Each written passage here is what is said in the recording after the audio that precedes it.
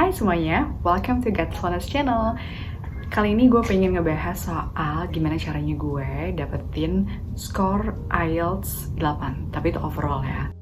Menurut gue yang paling pertama banget kalian harus perhatikan kalau kalian pengen dapetin IELTS yang tinggi dan pengen latihan yang benar adalah satu, gunain sumber yang terpercaya, yang kredibel.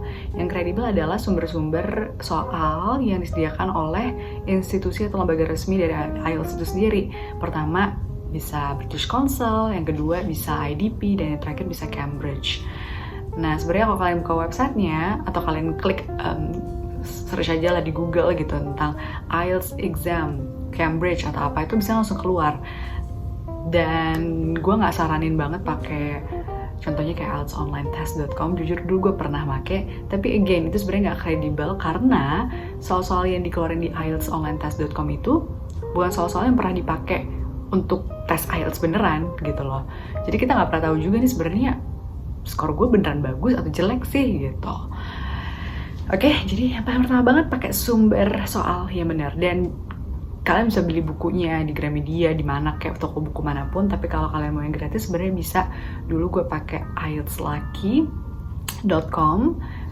Kalian tinggal buka aja dan di situ bakalan ada semacam kumpulan soal-soalnya. Jadi bakalan ada soal dari IELTS test yang kayak dari 11 ke atas lah. Gue saranin pakai yang terbaru aja ya, jangan yang terlalu lama. Dan kalau kalian buka, kalian bakalan nemuin kumpulan soal-soal yang udah di-scan. Jadi caranya memang agak sedikit manual sih. Jadi misalnya untuk listening, ini ada soalnya di buku itu, di hasil scanan itu, nanti kalian dikasih linknya juga untuk audionya. Jadi kalian harus download sendiri.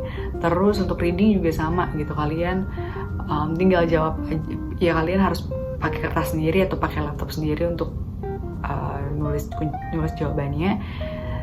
Kalian harus masang stopwatch sendiri selama 60 menit dan kalian harus lihat jawabannya sendiri, nilai sendiri berapa skornya sesuai dengan kunci jawaban yang mereka udah sediain juga di halaman-halaman terakhir, buku scanannya itu ya. Itu yang pertama. Terus yang kedua adalah sering-sering aja latihan soal gitu, latihan soal pakai sumber yang benar yang tadi gue udah sebutin. Dan kalau bisa untuk latihan pertama itu kalian cobain semuanya. Jadi kayak yang gue lakuin ya, gue cobain pasti listening, reading, terus writing, sama speaking. Dan gue ngerasa banget emang dari awal yang paling cukup challenging buat gue adalah listening dan writing. Jadi untuk awal-awal gue tuh godok beneran abis-abisan deh kayak gimana caranya gue bisa dapetin skor yang bagus untuk listening dan writing. Karena seperti yang kalian tahu, kalau kalian dalam satu hari misalnya belajar semuanya, semua all sections gitu loh, padahal sebenarnya kalian udah ada nih yang udah kalian jago banget, misalnya speaking, atau misalnya gue kayaknya udah cukup oke lah di bagian reading gitu. Nah kalau kalian belajar semuanya, bayangin dalam satu hari kalian harus ngabisin waktu kayak sekitar let's say 2,5 jam, hampir 3 jam lah ya tiap hari gitu misalnya. Itu kan banyak banget waktu yang sebenarnya dibuang gitu. Jadi menurut gue, ya bukan buang-buang waktu ya, kayak efektif aja. Jadi mendingan kalian cobain dulu semua soal IELTS-nya yang tadi, dan di situ kalian bisa lihat, oh gue kurangnya di mana ya, yang paling susah di mana ya gitu. Dan untuk mungkin beberapa minggu pertama, minggu kedua, 3 sampai kalian udah ngerasa pede, baru kalian latihan semua soalnya, semua sections. Oke. Terus yang ketiga, gue juga mau jelasin satu persatu kali ya dari setiap sectionnya. Yang pertama soal listening sama reading. Ini gue gabungin aja karena sebenarnya untuk listening dan reading itu skornya tuh udah pasti gitu loh. Maksudnya skor pasti adalah, jadi kalian bakalan dikasih 40 soal listening, terus nanti begitu selesai baru 40 soal reading, dan jawabannya itu hitam putih gitu. Ya, beda sama speaking sama writing gitu. Walaupun ada marking kriterianya, apa aja yang perlu kalian harus penuhin untuk dapetin skor yang bagus, tapi again kalian juga nggak bisa tahu nih sebenarnya sejauh mana sih. Kalian cuma bisa tahu kalau misalnya itu dinilai sama native speaker atau ya IELTS instructor yang certified. Jadi yang gue lakukan untuk latihan listening dan reading adalah ya udah gue coba sebisa gue latihan sering-sering. Misalnya untuk listening nih gitu, gue cobain tuh 40 sampai selesai deh ya dalam waktu yang sesuai gitu. Jadi nggak gue tambah-tambahin. Kalau misalnya gue dengerin, nggak gue ulang-ulang. Jadi untuk pertama-tama gue cobain dulu aja gitu, kayak cobain kayak seolah gue udah tes bener. Nah tapi begitu udah selesai, gue cek kunci jawabannya dan gue nggak ngerti, barulah gue lihat transkrip, gue dengerin lagi audionya, gue baca transkrip percakapannya gitu. Jadi kalau misalnya kalian nggak tahu jawabannya, jangan didiemin. Oke, pas lagi latihan, pas lagi beneran latihan ngerjain soalnya nggak apa-apa, lo ikutin aja. Tapi begitu udah selesai, udah lihat kunci jawabannya, lihat juga transkripnya, catat, ingetin apa aja nih kata-kata yang harus kalian, kata-kata baru apa aja nih yang kalian nggak tahu. Dan biasanya mungkin kita tahu kata-katanya, cuma kayak pas disebutin kok beda ya, mungkin pronunciation kita selama ini salah gitu. Jadi ya oke, learn from your mistake. Walaupun banyak orang yang bilang kayak, oh kalian kalau mau dapat listening yang bagus sama reading yang bagus ya sering-sering baca buku dong. Kalau listening ya sering-sering dengerin podcast kayak, nonton film kayak, dan segala macam. Yap, bener banget, itu ngebantu banget juga. Tapi nggak cukup sampai situ aja sih menurut gue. Kayak walaupun kalian sering dengerin podcast atau nonton film atau baca buku, kalau kalian nggak belajar, maksudnya nggak latihan soal IELTS dengan waktu yang udah ditentukan gitu kan. Kalau IELTS listening kan sekitar 40 menit atau 30 menit, kalau reading itu 1 jam tok gitu. Jadi itu kan ada waktunya ya. Jadi lumayan beda lah kalau kalian baca buku yang baca biasa aja sama beneran latihan soal reading gitu misalnya. Tapi itu ngebantu banget asalkan kalian setiap mau reading, baca buku gitu ya, beneran kayak dipahamin gitu, ini maksudnya apa ya gitu. Kalau emang ada vocab yang ngerti, tulis gitu. Dan ikutin flow bacanya, flow nulisnya tuh diperhatiin gitu. Terus lanjut ke speaking dan writing. Seperti yang gue bilang tadi, kalau misalnya reading sama listening itu dari kunci jawabannya. Sama gue mau kasih tau nih, sebelum gue bahas tentang speaking dan reading, speaking dan writing, gue saranin banget kalau kalian mau jawab tadi listening dan reading, jawabnya itu pakai huruf kapital aja. Ya sekarang bisa jadi nih kalau kalian kecil semua atau misalnya nggak kapital depannya, itu malah disalahin. Karena misalnya kayak nama orang gitu, tapi kalian nulisnya kayak nggak pakai, misalnya Maria gitu, tapi Marianya M-nya kecil tuh bisa aja disalahin. Setahu gue itu disalahin karena itu kan nama orang, harusnya M-nya gede. Jadi kalau kalian nggak mau disalahin, nyari amannya adalah udah jawabnya pakai capital aja. Dan inget ya, walaupun misalnya kalian ada typo 1 huruf aja, itu bakal dinilai tetap salah gitu. Typo nih, terus misalnya juga plural singularnya itu juga harus bener loh, nggak bisa salah. Misalnya fruits, tapi kalian nulisnya fruit, aduh itu nggak bisa, itu pasti disalahin. Jadi triknya adalah kalau kalian mau tahu, aduh tadi ini sebenarnya plural apa singular ya, gue kayak agak lupa nih, jamak atau nggak jamak ya, jamak atau tunggal, apa sih? Gue sampai lupa. Nah itu kalian bisa lihat sebenarnya di soalnya gitu. Misalnya kan kalian isian titik-titik nih, misalnya Sabila brought a titik-titik. Kalau udah brought ada a-nya, berarti kan apa dong? Singular, nggak mungkin plural kan? Jadi jangan Sabila brought a fruits, itu nggak nyambung karena fruits itu jamak, padahal depannya ada a gitu. Jadi pasti singular gitu. Menurut gue itu salah satu trik yang lumayan ngebantu banget sih. Oke, lanjut ke speaking dan writing. Seperti yang gue bilang tadi, speaking dan writing itu sebenarnya ada kriterianya sendiri yang harus kalian penuhin supaya kalian bisa dapat skor yang tinggi. Kalau speaking itu pertama ada fluency dan coherence, terus ada lexical resources, terus ada grammatical range or accuracy, terus sama pronunciation. Kalau fluency atau coherence itu intinya adalah sebenarnya kan semakin kalian kedengeran kayak native tuh semakin bagus. Gue nggak ngomongin aksen ya, karena mereka nggak ngeliat aksen.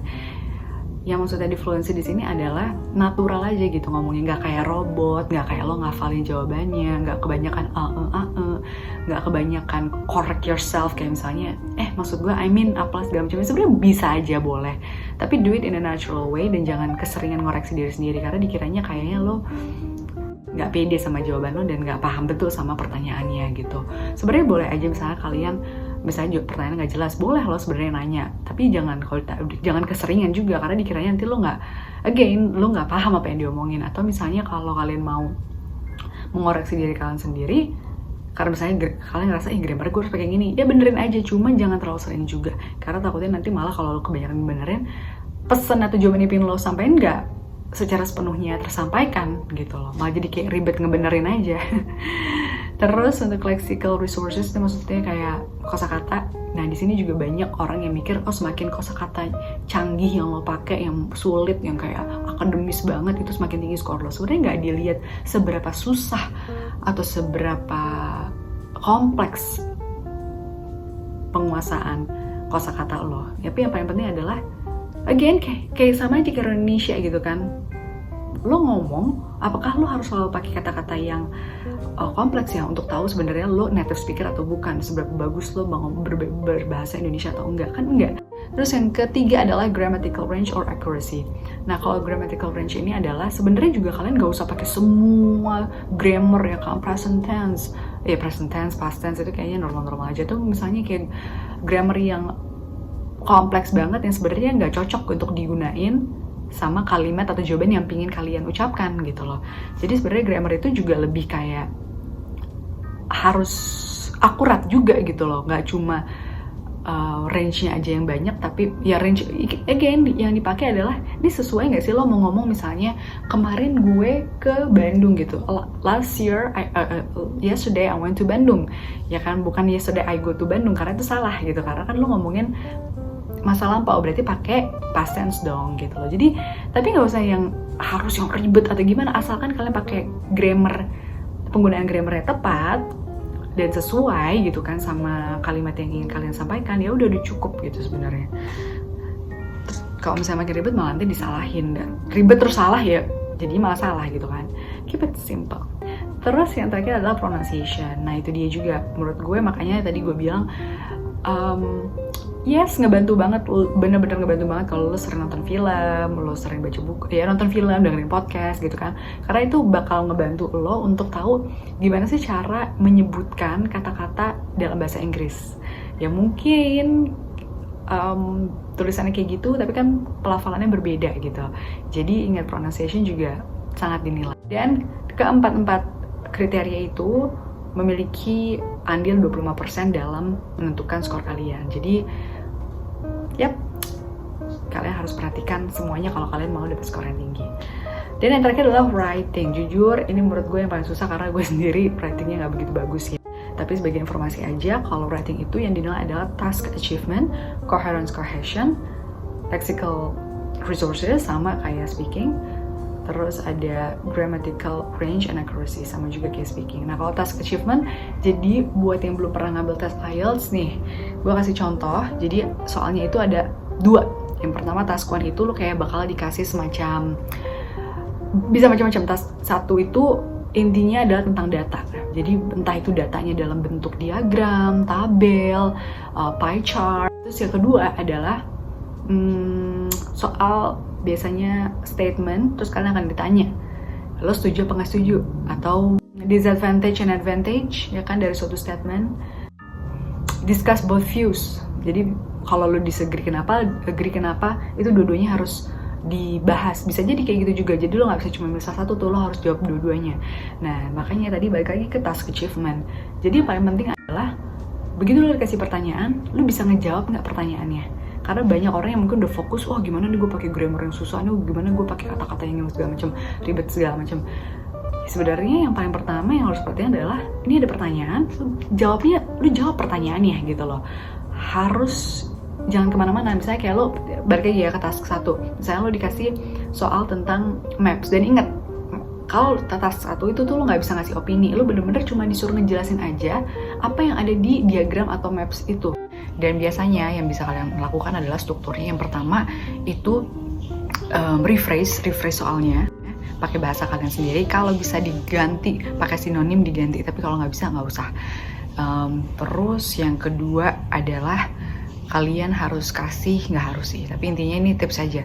Kalian bisa highlight apa sih data yang paling mencolok. Untuk selanjutnya ya kalian jelasin lah apa aja sih yang ada di data itu gitu, lebih dielaborasi. Nah untuk yang task 2 justru kebalikannya, sama ujung-ujungnya juga kalian harus refresh soalnya, terus kasih highlight datanya, atau kayak intinya apa sih kalian yang mau kalian jawab. Misalnya pertanyaan tentang setuju nggak setuju, intinya kalian jawab dulu overall gue setuju sama ini karena alasannya begini, titik. Nanti baru dijelasin paragraf 1, paragraf 2 alasannya kenapa lu setuju, alasan keduanya kenapa. Dan bagus banget kalau bisa dikasih example, dikasih contoh.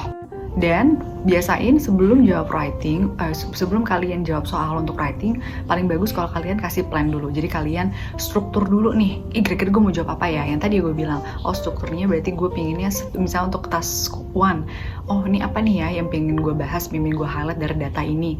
Nanti biar gue bisa jelasin di paragraf berikutnya lebih rinci lagi, tapi tetap high level aja gitu.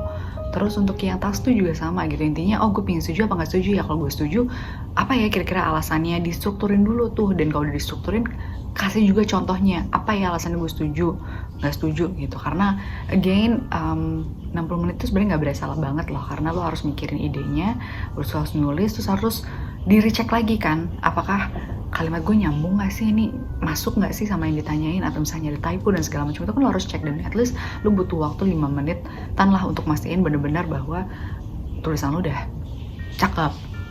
Nah, selain task achievement tadi, yang kedua adalah coherence dan cohesion. Intinya adalah begitu kalian bikin tulisan, kira-kira tulisan itu bisa dimengerti gak sih sama orang, masuk akal gak sih kayak antar kalimat yang satu ke kalimat berikutnya, dan adakah kayak flow yang enak gitu, pakai kata penghubung yang enak supaya bacanya juga terstruktur. Terus yang berikutnya adalah lexical grammar, again sama kayak si speaking, bukan soal serba banyak kosakata yang kalian punya, tapi seberapa tepat penggunaan kosakata tersebut. Terus untuk grammar dan accuracy ya juga sama kayak speaking, intinya bukan seberapa kompleks grammar yang kalian punya, tapi sesuai nggak sih penggunaan grammar itu untuk menjelaskan kalimat yang ingin kalian sampaikan di writing. Oke, itu aja dari gue. Semoga video ini membantu. Kalau kalian masih punya pertanyaan, jangan ragu untuk tanya gue di kolom komentar. Bye!